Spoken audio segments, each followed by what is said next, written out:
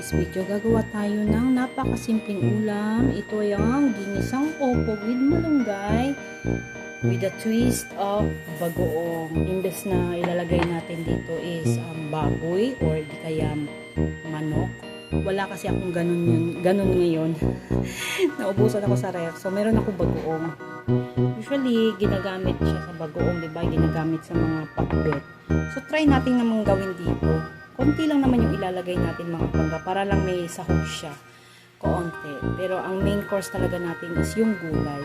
Yung upo tsaka malunggay. So, syempre, nag-prepare lang tayo ng sibuyas bawang. Gigisa natin yan. Tapos bagoong, lagyan ng tubig, upo, malunggay, bites na. Lalagyan din natin siya ng asin tsaka paminta. So, yung bagoong, ilang calories ko. So, maglalagay lang tayo ng konti. Igagramo lang natin mga pangga. Kung ilang calories or grams ang ilalagay natin sa ating gulay. So, this one is nabibili lang to sa Pure Gold mga pangga. Alam ko meron dito sa SM Sa Mindanao, meron dito sa Gisano. So, ang per serving niya, ang serving size niya is 15 grams. So, every 15 grams, we have 50 calories. Tama ba? No, it's 60 calories mga pangga. So, every 15 grams is 60 calories. So, mataas na talaga siya mga pangga, no? So, pero, subok ko na to. Ito yung regular. Meron din tong yung parang sweetened, yung color yellow. Mario Fiesta. So, nasa mga 100 something to mga pangga. Ayan. So, kuha siguro tayo ng 15 grams. Tignan natin kung gaano kadami. So, 60 tawag dito 60 ang kanyang 15 grams. So, yan. Medyo oily kasi siya mga pangga.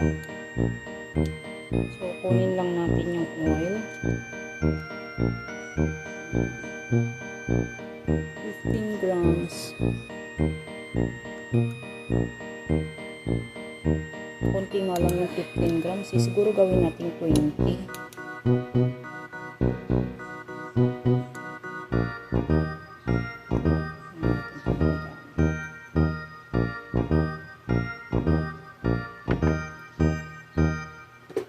So, yan. That is 15 grams. 19 grams na po. Ayan, 20 grams. So, yan. Try natin 20 grams. Medyo madami na yan. Baka naman umalat yung ating lulutuin gulay.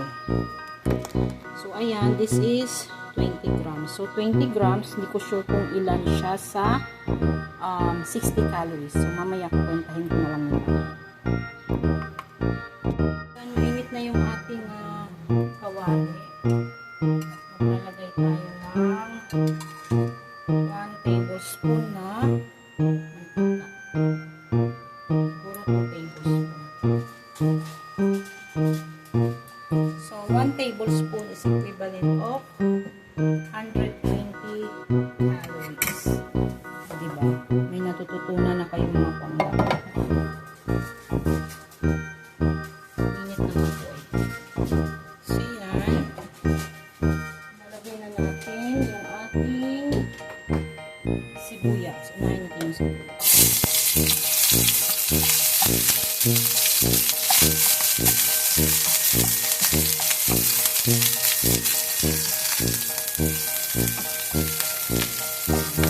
Tapos yan, tingnan yung ating bawang.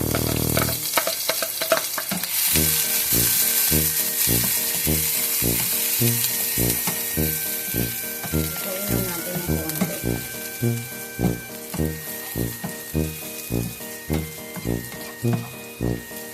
Bakit yung isa diba hindi natin pinakain?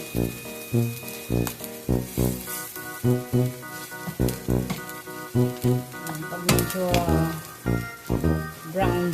brown siya, pwede na natin ilagay yung ating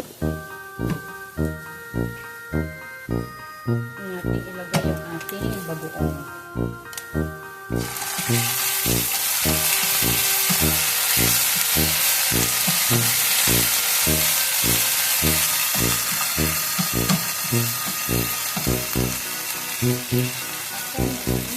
After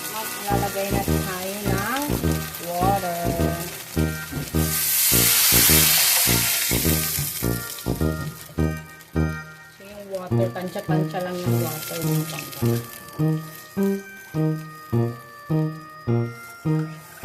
Kasi hindi naman tinolang upo yung gagawin natin. Ginisang upo. So yan, after yan, lalagay tayo ng paminta.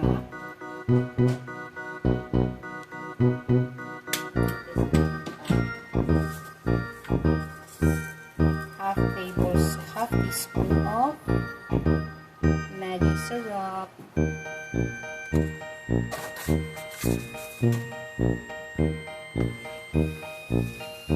So, syempre titikman natin mga pangga bago tayo kung maglagay ba tayo ng asin kasi syempre no, baka mamaya maalat na kasi may bagoong.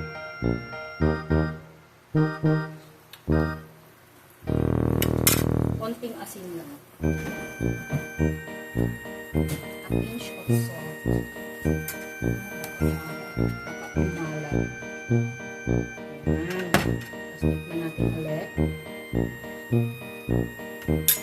Lagyan natin konting sugar.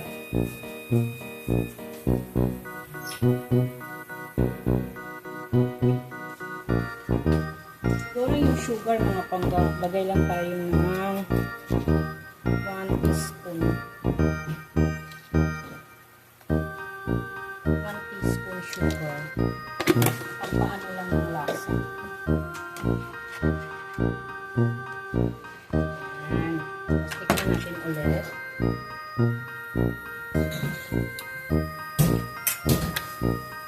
Parang medyo matabang siya.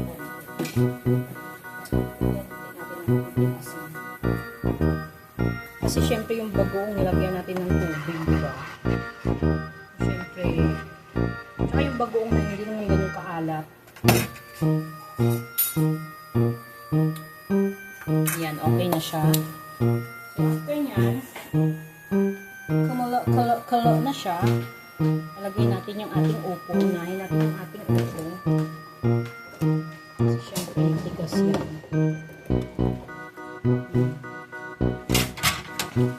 Mix. So, pakuluin lang natin siya mga pangga in a few minutes. Para medyo lumambot yung ating upo. Saka natin ilagay yung ating malunggay. Diba? Napaka-healthy ng ating food today. Okay siya. Ayan, so hintayin lang natin siyang kumulo and then tignan natin kung malambot na yung ating upo.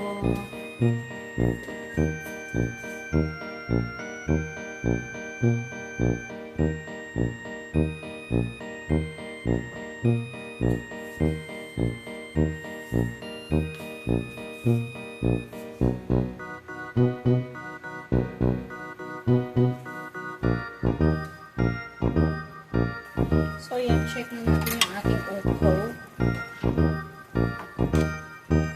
Kasi baka mamaya malata naman. Matigas stage. Mami, get other gate and Mami jump in the gate and go ahead and Mami is come back.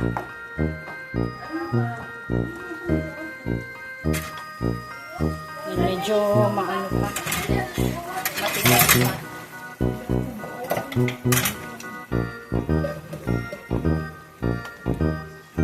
Pangit din naman din ito pag malapat mga pangga. So yan. Siguro ilagay na natin yung ating malunggay.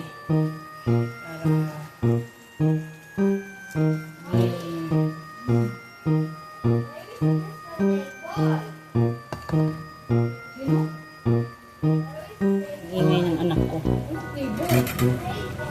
Wala sila yung sleep ako. Ayan, so pakuluin natin ulit. Uy! Ano kaya mo sa pusa? Ingay ng mama ko. Nag-vlog ako.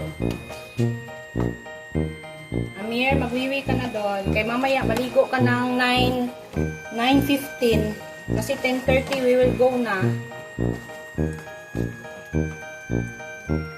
Ayan, so pakuluin muna natin in another kulo ways. Ayan. Diba? Parang ang sarap-sarap-sarap niya tingnan mga pangga. Ito yung lasa. Okay na. It's giving. Charot. Ngayon ko lang nasubukan magluto ng ginisang upo with malunggay na may bagoong. Kasi usually yung bagoong ginagamit lang talaga siya sa amin ha. Ginagamit siya sa pakbit eh. Wala kasi akong manok. Hindi pa ako nakapagpamalingki. Wala rin akong baboy. So, may bagoong ako. Baka masayang yung upo. Kasi nung isang araw ko pa ito nabili tong upo. So, dinrab ko na siyang lutuin. Total, ako lang naman ang kakain. And then, shinare ko lang sa inyo para in case mangyari na katulad sa akin, na wala kayong pangsahog at meron kayong bagoong, pwede naman mga pangga. Diba?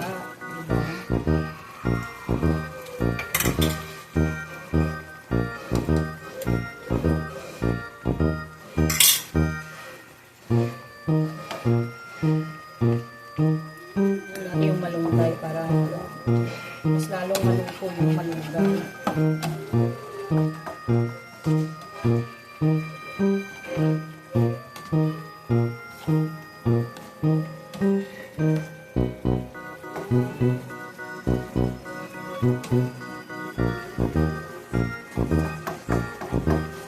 Papakuluin muna natin siya mga pangga ng mga ilang minutes.